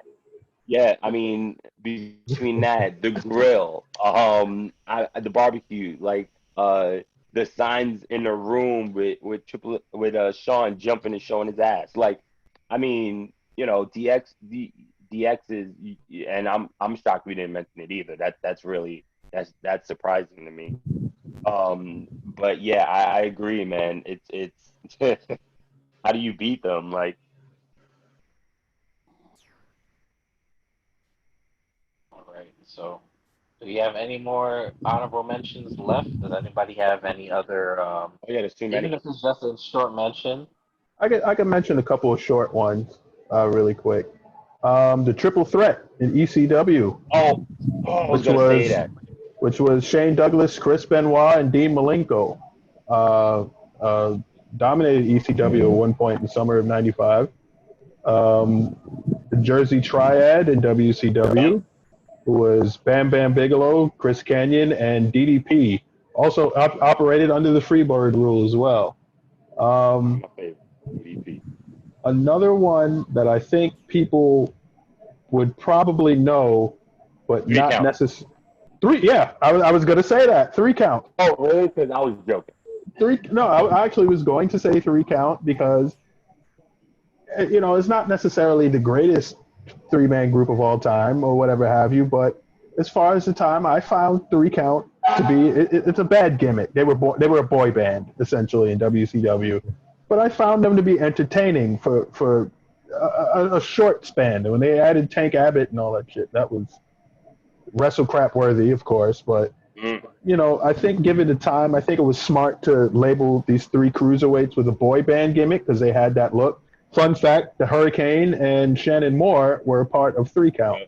Um, the other one that I was going to say Omega Boys. before you had mentioned that, I was going to say Demolition in Yeah. 1990, Axe Smash and Crush, I thought was a pretty decent three-man group in the WWF. Also, another one that people don't mention would be the Russians, who was Ivan Koloff, Nikita Koloff, and Crusher Khrushchev in the Yeah. NWA from 1985 to 86. And of course, we have to mention the New Day, but another one that's going on that isn't active now. I'm not sure if MJF is still a part of MLW, but the Dynasty, Yeah. the Hart Yeah. Dynasty, also MLW. Hell, Country Another Unit one. you can mention is a three-man group. Well, not anymore Oh, because the they have a Curl Usos. Quan, but Contra is another former three-man group that you would be able to mention. I mean, even the Usos with Tamina. Yeah, Usos with Tamina. Catch Point, I think, was another great three-man group. That Filthy The Animals. only two that I would just want to bring up is, well, for one, I still, yeah, my apologies for getting Ivory and Molly Holly mixed up. I don't even know why. No, that I was don't me. know why Molly was in my No mind. worries. I thought of the right to censor. No. But No, that was I was me kind of too. going with Don't it worry too. So about that's it. why I just didn't know why I didn't do. Yeah. I think what people don't talk about, they were annoying as a trio, but they also were pretty sly. Edge and the Edgeheads, Edge with Yes. Kurt Hawkins and Zack Ryder. That was also part of La Familia. Like the Edgeheads were Edge and the Edgeheads. That was a pretty annoying trio, but they got it done, and they helped, and they really did also help Edge win a lot of titles besides him cashing his money in the banks. And another group that I think that also they don't get enough credit. They were a highly entertaining trio, and we just saw two of the members on this past Monday Night Raw. It has to Yeah. be 3MB with the likes of Drew Yes. McIntyre, Heath Slater, and Jinder Mahal. 3MB they may have not been the greatest trio of all time. No one's ever saying that, but they were probably one of the most entertaining in a very long time. It was a ridiculous gimmick, a very ridiculous gimmick, but they took that gimmick and they just made it work. And it Made made the people most of laugh. it. And I think on the entertainment aspect of things, you got to just make the most. I mean, if we can enjoy a trio like the New Day, we probably should have also been able to enjoy a trio like 3MB, right? And they even had a funny entrance music with it. It made it like simple, like, yo, we're here. You realize that they're here, they're not going anywhere, so we might as well just laugh and see how far it goes. And then to now like look at them now, it's just like, okay, 3MB actually this is where they came from. And now look at all the single competitors now, but also with the Edge and the Edgeheads, that also like that was good because it showed like Edge, you already knew how solidified as a star Edge was, but he was over here still grooming the likes of Kurt Hawkins and Zack Ryder to the point where it's just like, you have these two guys under your wing, but guys are still kind of like a stable trio at the same time, so it actually works. And it made them more dangerous when they joined up with Vicky and Chavo Guerrero and became La Familia. Yeah. That's There's all I got. there's one more that I want to mention. Just one more, and then I'll shut up. I got two, and I'm gonna shut up afterwards. Like you made me go off. Triple X in TNA. Yes. Yes. Loki, Yes. Christopher Daniels, and Elix Skipper. Primetime Elix Skipper. That is a great tag team that used the Freebird rule to their heart's desire. If you can watch, first off, their feud with Him America's doing that Most Hurt Wanted. Piranha off the Yeah, cage. absolutely. Skip. Oh my God. Their feud with America's Walk Most through. Wanted for the Amazing. NWA Tag Team Championship at the time, because TNA had the NWA license at the time. That feud, some of the best pure tag matches I've ever seen. And that cage spot with Elix Skipper tight roping across the cage to hit the Hurricane Rana off, Crazy. it'll never be duplicated. One of the best spots I've ever seen in a wrestling match. God bless him for even having the heart to do that. That's the only one that I got left. Whoever else wants to add something. Well, I'm gonna drop a quick two, and then I guess Mr. Marvel can give his two and close us out. Um, my two are actually both from New Japan, so we're gonna Mm, go with AJ and the Good Brothers and their okay. iteration of the Bullet Club. I think they were phenomenal, and you see that. All pun You see intended. that now. Yep. You see that. Too sweet. Too sweet. You see that now because of just the longevity that they had, and they were a very brutal group. Nobody was knocking Finn Balor when he was in the group as well, but it was a more brutal group. It was a brutal turn around that time. And then just AJ being able to get jumped out as he did when he was leaving, and to still have them there with Kenny, at least to just usher in, have Anderson and Gallows there to usher in, Kenny's era before they left. I thought that was a really great trio. Another one is, for as much hell as they basically tried to give Chaos and everybody else, Lij, Yes. Naito, Bushi, and Evil at the time. The amount of Yes. hell they Yes. caused, and then further expanding their group to what it is now. Seeing that Naito is Naito two belts at the moment, they've came a long way from where they were. So those are my two mentions. Yeah. And lastly, I feel like I would be doing a dishonest service to myself. Disservice? I don't know. If I didn't explain the filthy animals. That was Rey Mysterio after the mask was taken off. Um, yeah, Rey Mysterio, Conan, and Billy Kidman, and I mean, they came out with the. I mean, I know Ray came out with the overalls, and they were rocking the hip hop. Like I think the Filthy Animals was very underrated for what they were. Um, and lastly, I don't know if I'm gonna get sacked for this, but I'm gonna say it anyway. Because I believe if they truly ran with it, it could have been one of the most amazing trios in the WWE, and that was FTRKO, which was the Oh, good revival at the call. time of Randy I Orton. was going to mention I it, but think, it was a short mention. yeah, I think for when it comes to teams and even the short amount of time that people were aligned, I think they were probably one of the most they or I'll say it like this, they could have, or at least you would have hoped that they could have utilized them to be so destructive. I mean, imagine, you know, and if was it the Raw or SmackDown, the SmackDown tag titles, the Revival had? Am I right? SmackDown. Yeah, I mean they had the Because they were SmackDown titles. they Imagine they had the SmackDown titles from the New Day. It wasn't a New Day. I think they won it from somebody else. But I Cesaro. know It wasn't eventually. Cesaro, was it? Cesaro and Sheamus. It wasn't them, was it?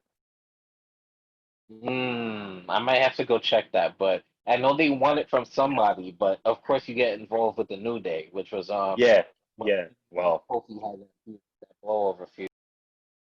yeah. I mean, I just think I think they could have truly been something, so much more special than what they were. I would have loved to see the three of them with singles gold, or I mean with gold period. Tagging the singles gold. Um, so yeah, I think I'd be doing a disservice to not mention them. Um, but that has been the episode. Once again, we appreciate y'all tuning in. Thank you for subscribing. Thank you for sharing. Thank you for liking. Please continue to do so. Continue to add on. Continue to support, because without you guys, we're really not able to do this. And we appreciate the love so much. Um, just to mention a couple upcoming things that we plan on doing. We understand that not this coming weekend, but the following weekend is a very big weekend for wrestling. We have Slammiversary on the 18th, I believe, and and Extreme Rules, the horror show, on the 19th. So that's going to be a very big time for uh for us and the wrestling podcast community. So we will be doing rooms on Facebook. If you guys would like to come and hang out with us, we understand that coronavirus is still very, very, very, very real. Um, so please continue to wear your mask and be safe. Keep your friends and your family and yourself safe. Because once again, without you guys, we wouldn't be able to do this. Um, but yeah, we will be doing the rooms for them and talking about them. So please come and join. Also, we have a lot of big things coming up that we're really excited about.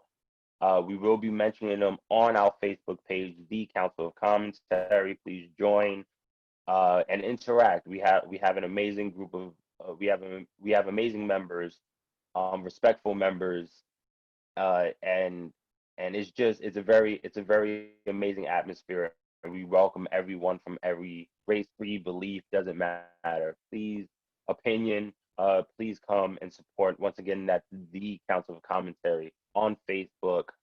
Uh, so thank you once again for following the episode. I guess we'll close it out. And also, excuse me, pardon me. We have just to let you know, we just as passionate as we are about wrestling. That you can tell through our podcast. We are just as our members are just as passionate, and we will always welcome with open arms and love. Uh, peace, love, and hair grease. So uh, please follow me at Mr. Marvel 87 on Instagram and Twitter. We would really love your support once again. Uh, who's next? Go ahead. Sorry. Okay, so make sure to follow us. You can speak to me directly. I run the Council of Commentary Instagram page, literally just that, the Council of Commentary on Instagram. The Twitter page is CO Commentary, capital C, capital O, capital C, OM, what is it? MM, excuse me, COMMENTARY. Been drinking a little bit. And what else do we have? And the Facebook group. Please join the Facebook. We are the Council of Commentary on Facebook. You can search us up. It is a public group. Everybody's welcome. Everybody's welcome. It doesn't matter if it's your granddaddy, your daddy, your son, your grandson. It don't matter who it is. It doesn't matter if it's your grandma, your mama, Okay. your sister. Yeah, you get it. You get it. But make sure you join. Make sure you subscribe to the YouTube, and help us out, man. We'd love to see the comments. We'd like to get the criticism. Definitely comment and let us know what we're doing, whether it's good or bad. Brandon. You already know to follow me on Twitter. You can follow me on Facebook, Forever Beefing. Same as the spelling goes, Forever. As you spell Forever Beefing, it's THIFIN.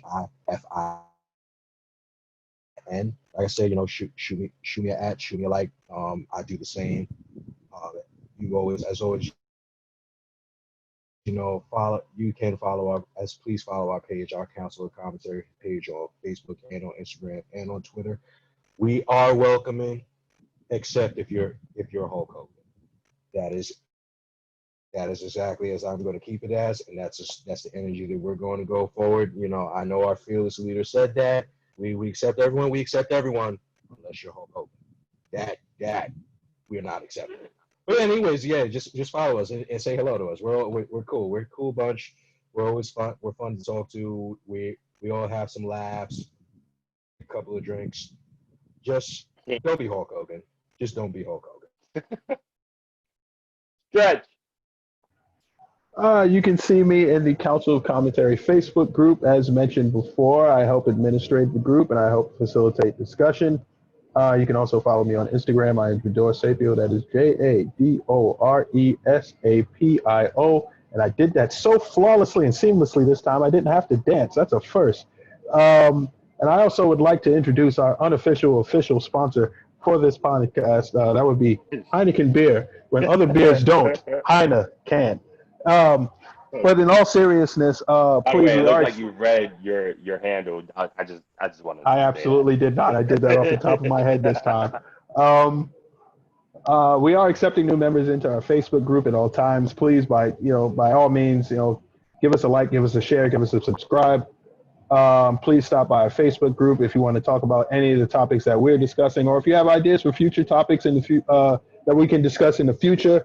By all means, please give us a shout out. Please join our group. We look forward to having you. And once again, we do have a lot of big things coming up, a lot of interactive things. So members, please, please be ready because we will be calling upon you very, very soon. Once again, I am Kyle, aka K Marvel,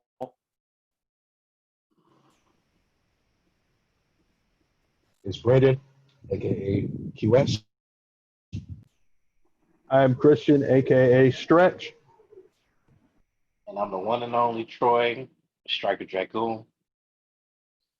Once again, thank you for joining. This is another episode of the Four Corners of Commentary. We love you. Thank you. Continue supporting, like, share, subscribe, and turn those notifications on for new episodes. Thank you guys, and have a great night or a day, depending on when you're watching it.